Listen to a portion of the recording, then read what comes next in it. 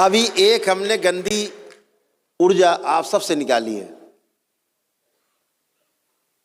कामदेव प्रार काम वासना काम सब में समाहित करे, सबकी समाहित करे। शिव एक गंदी ऊर्जा आपसे निकाली है। एक श्रीमान जी हैं देश में, बहुत भारी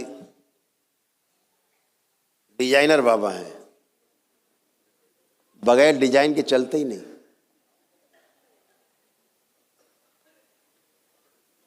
दाढ़ी ना हो तो यही ना पता लगे कि आदमी है कि पता ही नहीं लगे। बहुत डिजाइनर हैं, पूरे देश में उनका नहीं विदेशों में नाम है, चकाचौंध बिल्कुल। हमारे देश का युवा बिल्कुल बेचारे, अभी तक तो बहुत पागल था लेकिन अब पागलपन कम हुआ है। कहते ना काठी की हांडी कितनी बार चढ़ाओगे आग में, जली जाएगी।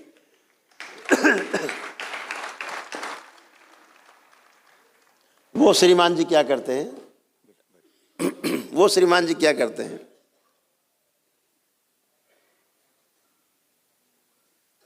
हम ये अंधकार इसलिए बता रहे हैं, बिना नाम लिए, किसी का अपमान नहीं हो, आप सब समझ जाओगे भी किसको हम कह रहे हैं, है ना। जगह उनकी व्यवस्था है कुछ।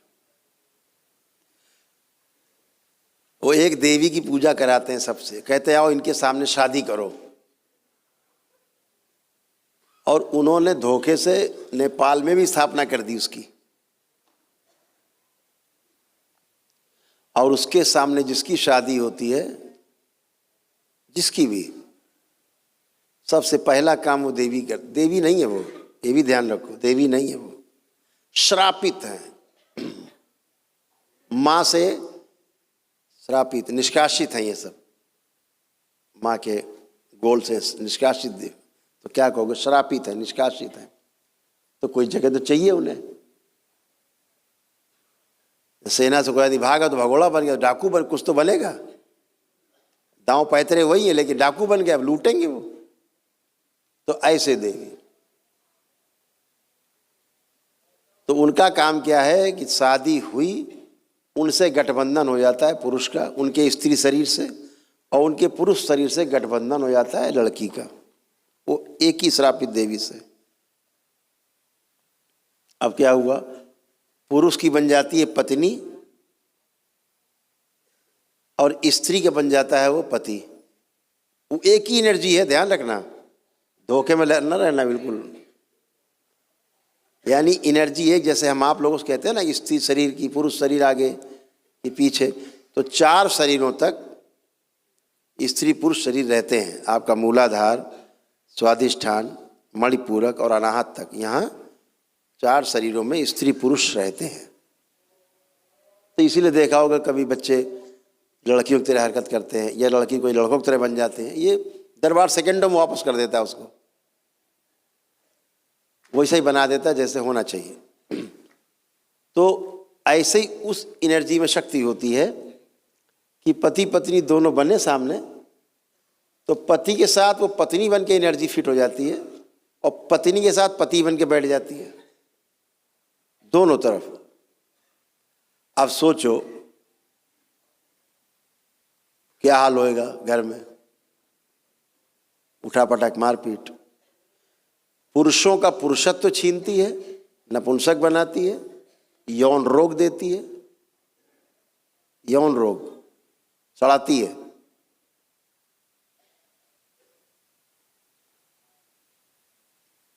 यहां बैठे ऐसे सैकड़ों लोग हैं जिनका यौन रोग ठीक किया दरबार ने एक ही दिन में, सेम डे, बचते ही नहीं, चाहे स्त्री हो चाहे पुरुष, बच्चे हो चाहे बच्चियां। तो क्या करती है वो? पुरुषों का पुरुषत्व छीनती है, उनका ओज छीनती है, वीर नाश करा के स्वप्नों में कराती रहती है, स्वप्न में तमाम रूप रख रख के। और उधर स्त्री में पति के प्रति विद्रोह की भावना बढ़ती है और उनका सौंदर्य और यौवन दोनों धीरे धीरे छीन लेती है, चूस लेती है। तो महिलाएं बच्चियां अपने को बूढ़ा महसूस करती हैं, बुढ़ापे जैसा महसूस करती हैं, पति अति तरह देखने की इच्छा नहीं होती, और अपना चेहरा भी शीशे में नहीं दिखाई देता, अच्छा नहीं लगता देखना। ऐसे यहाँ बहुत लोग हाथ उठा केवल इशारा कर सकते हैं कि हाँ ऐसा होता था, उठाएं हाथ, निसंकोच उठाओ, चिंता नहीं, कौन फोटो खींच रहा है कोई तुम्हारी, देखो ऐसे होता था, हाथ नीचे कर लो, हाथ नीचे कर लो। इस तरह दरबार क्या करता, अभी क्या किया दरबार ने, उसको नष्ट किया, पूरा खींच के लाए, हाँक के पूरा लह गया यहाँ सबके यहाँ से, किसी में नहीं बची। उसका प्रमाण देंगे हम कि कैसे नहीं बची, नहीं बची उसका प्रमाण देंगे अभी हम। ला के खींच के रखा गया, और जो जो छीन के आपसे ले गई वो सब आपको वापस किया।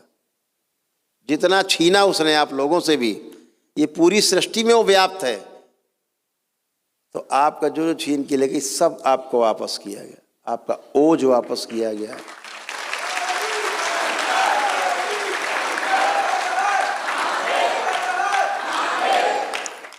तो अभी क्या हुआ, इतने लोग बैठे हैं, किसी के भी अंदर, आंख बंद करके देख लो, सब लोग आंख बंद कर लो, और ये देखो किसी के अंदर कोई खराब या कामुक कोई विचार आ रहा है क्या?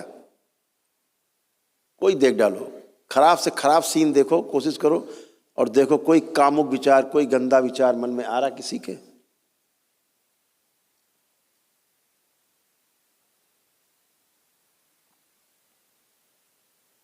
इतने लोग बैठे,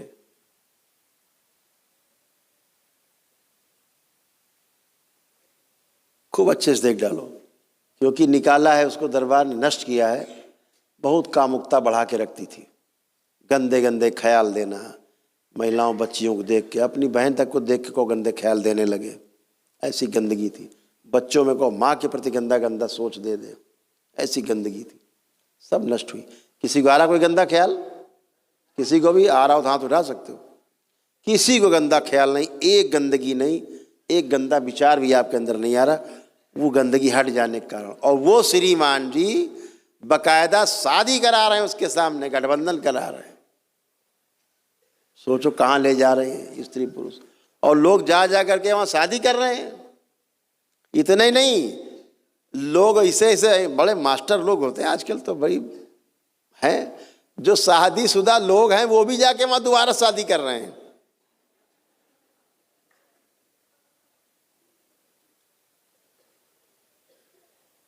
अब सोचो उनका स्वयं का क्या हाल होगा, जिनके साथ वो रहती हैं देवी जी श्रापित। ये हाल है नादानी का, ये नादानी का हाल है। केवल दाढ़ी बाल रख लिए, गिरुआ पहन लिया, सर मुड़ा लिया, सफेद कपड़ा पहन लिया, कुछ भी। हमारे देश का तो ऐसा हाल है कि परिवेश देख के आदमी लौट जाता चरणों में, चाहे दैत्य क्यों ना हो। तो इन गंदगी से बचना है, गंदी पूजा पाठ से बचना है, दूर रहना है गंदगी से। अगर स्वस्थ रहना है जीवन में, शारीरिक मानसिक आध्यात्मिक रूप से, और कष्ट जीवन में ना आए, तो आर्थिक सामाजिक और पारिवारिक पीड़ा ना आए, तो एक ही चीज़ ध्यान रखो, शिव और शक्ति, इसके अलावा तुम्हें धरती पे बचाने वाला कोई नहीं है।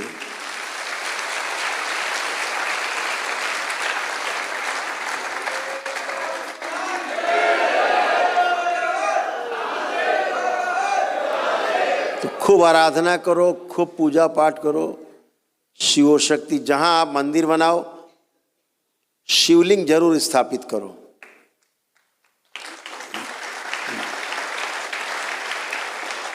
जहां पर शिव का औरा होगा, ऊर्जा होगी, वहां गंदगी मंदिर में नहीं होती। ध्यान रखो। क्यों? जितने देवी देवता स्थापित करते हो, जैसे सेना में लोग हैं, ग्रुप में तमाम सैनिक हैं, अगर उनका सेना का जो नायक है सूबेदार या मेजर या कैप्टन नहीं हो, तो सैनिक भाग जाए इधर उधर। तो एक रहता है ना बीच में, सेना का जनरल होता है तो पूरी सेना कमांड में चलती है। ऐसे ही देवों के महादेव, देवताओं के भी देवता भगवान भोलेनाथ, उन्हें बिठा दिया बीच में, तो सब नियंत्रित रहता है, कुछ भी दाएं बाएं नहीं होता है शिव की औरा से केवल। इसीलिए आपने देखा होगा जितने भी हमारे ज्योतिर्लिंग हैं, एक शक्तिपीठ आसपास होगी साथ में। जितनी हमारी शक्तिपीठ हैं सभी जगह पर भैरव की स्थापना, यानी शिव का ही वो स्वरूप है एक, उन्हीं से ही निकला हुआ, वो सभी में आपको हर शक्तिपीठ में भोलेनाथ मिल जाएंगे उस रूप में, रक्षा में माँ के साथ खड़े हुए।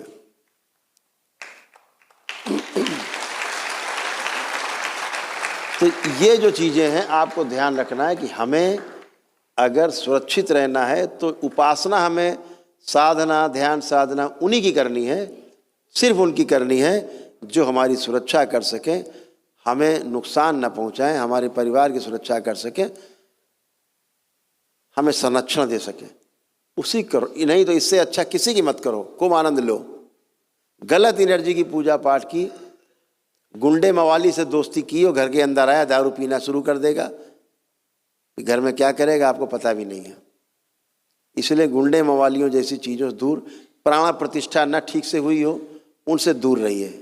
ऐसे मंदिर से जहाँ प्राण प्रतिष्ठा नहीं पता है आपको कि ठीक से हुई है, मत जाइए, दूर रहिए।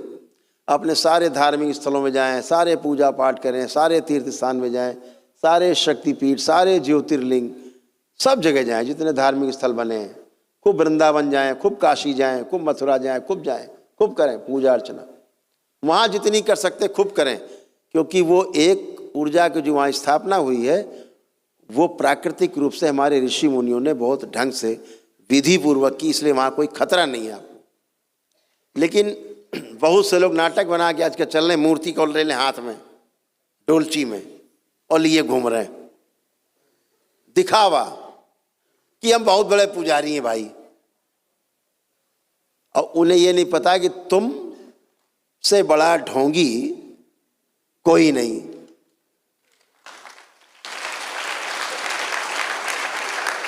तुम दिखावटी ढोंगी आदमी। और बच्चियों को लोग प्रेरित करते हैं, अब बच्चियां क्या क्या बता देंगे उनको, शास्त्रों में वर्णित है और वर्जित है, मूर्ति लेके चलने का विधान कहीं नहीं है। मूर्ति की स्थापना का, प्राण प्रतिष्ठा का विधान है मंदिर में। और अगर घर में पूजा घर बना रखा है आपने अपने घर में, तो वहाँ पर भी कहा गया है कि आपके 8 अंगुल से ऊंची मूर्ति घर में नहीं होनी चाहिए। इससे ऊपर अगर मूर्ति है तो फिर इसमें कोई देवी देवता, चाहे जिसका स्वरूप बना रखा हो, चाहे बजरंग बली बना रखा हो आपने, और चाहे बना रखा हो दुर्गा मैया का, चाहे जिस देवी देवता का बना रखा हो, अगर 8 अंगुल से ऊंची मूर्ति है तो आप देवी देवता की नहीं, आप दैत्यों की पूजा कर रहे हैं, प्रेतों की पूजा कर रहे हैं।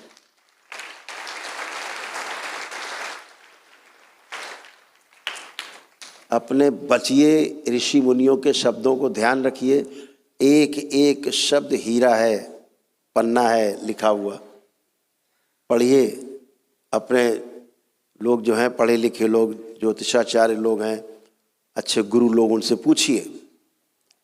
ऐसे टांग के नहीं चला जाता भगवान को, गरिमा गिरती है।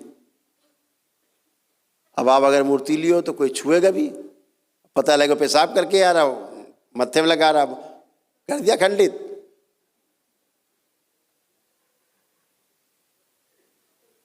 पता लगे कोई लैट्रिन करके आए, हाथ नहीं धोके महाराज। कुछ तो ऐसे लोग हैं बकायदा रख के बैठ जाते हैं, आओ भैया सब लोग आओ पूजो, डोलची लिए बैठे हैं, डाल पैसे भी डालते जाओ साथ में। ऐसे भी भाई, अरे भाई बड़े वो हो तो चले जाओ बांके बिहारी, वहां लोटी मारो तो तुम्हारा जन्म सफल हो जाए। बांके बिहारी जाओ है। अभी दरबार ने शक्ति खोली कि द्वारिकाधीश मंदिर है कानपुर में, भगवान श्री कृष्ण का द्वारिकाधीश मंदिर है, वहाँ से भी आदमी दंडवत यात्रा करता हुआ आता है तो उसको भी 1 डे का पुण्य मिलता है दरबार में। तो आस्था, विश्वास, श्रद्धा हृदय में है, बाहर मूर्ति में नहीं है। मूर्ति प्राथमिक चीज है, पूजा पाठ की प्राथमिक चीज है। उसके बाद तो खुद मूर्ति बन जाती है अंदर, और फिर आदमी धीरे धीरे खुद मूर्ति बन जाता है, खुद ही। तो जितने भी आप लोग हो इसका हमेशा ध्यान रखो। दूसरा, आप सबको जो पद यात्री हैं, दंडवत यात्री हैं, आपको पुण्य मिलता है दरबार की ओर से। तो आपको ध्यान रखना, आपको दीक्षा लेना बाबा से अनिवार्य है।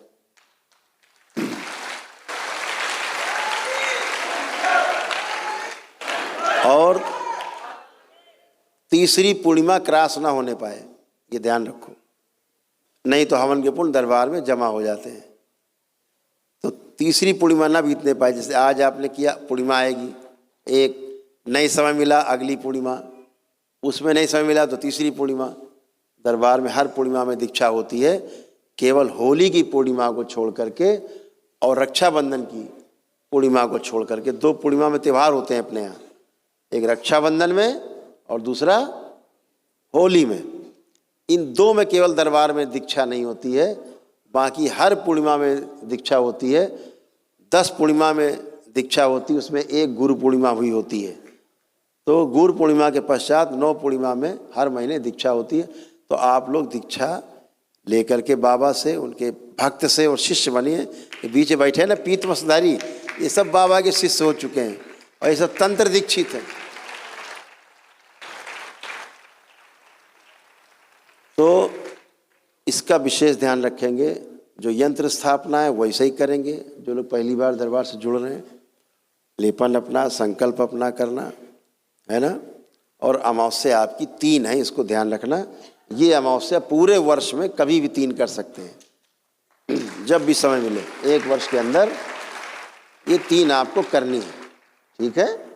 इससे रुद्राभिषेक के लिए बोला जाता है। दरबार में नहीं कर पाओ, वर्ष में अपना एक बार कर लिया, एक रुद्राभिषेक अपने घर में ही, ब्राह्मण देवताओं को बुलाया, अपने घर में कर लिया, हो गया। अपना मंत्र जाप किया, ये ऊर्जा आपको जो मिली बनी रहेगी और दिनों दिन बढ़ती जाएगी, प्रचंड हो जाएगी ऊर्जा ये। तो ना कोई रोग भटकता है, ना पास आता है, ना कोई कष्ट होते हैं। अगर आप श्रद्धा से जुड़े, कोई कष्ट आता है, आंख बंद किया, बाबा माता को ध्यान किया, जो रोग कष्ट है बोल दिया, बाबा हमें ये कष्ट हो रहा है, इसकी स्मृति नष्ट कर दी जाए जो हमें ये कष्ट हो रहा है। जैसे मान लो सिर दर्द हो रहा है, आपने बोल दिया बाबा इस सिर दर्द हो रहा है, इसकी स्मृति नष्ट कर दी जाए, आपकी बड़ी कृपा होगी। और जब आप 3 बार बोलो ओम नमः शिवाय, आँख खोल दो, बंधन में 3 हाथ मार दो, दर्द गायब। चाहे पेट दर्द हो, चाहे सिर दर्द हो, कोई भी कष्ट हो,